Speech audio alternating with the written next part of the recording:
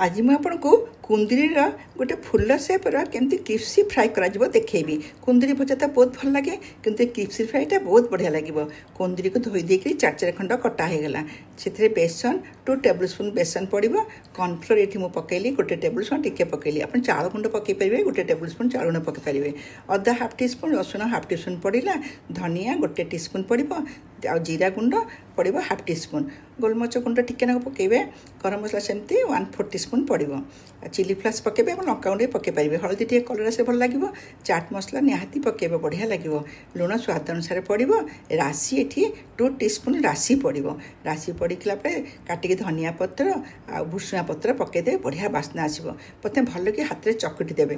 तो टिके पानी देवे कारण लुण पानी छाड़ घोड़े रखिदे 5 मिनट। 5 मिनट पर देखो के माने ये टाइप रही हाथ में अल्प टे पानी छिटी छिटी पकड़े। मोटे पानिया करेंगे।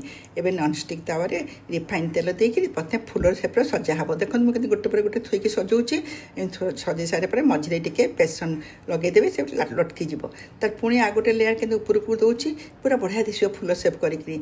आटा बढ़िया लगे देखा जमी खाया सागे सागे गैस बसईदे घोड़े देवे कुंदरीटा सीझ 5 मिनट पर तलटा लाल हो। मीडियम फ्लेम करे ना पोड़ी ये टाइप 10 मिनट आपंकर बढ़िया टाइप क्रिप्सी फ्राए होगा कुंदरी।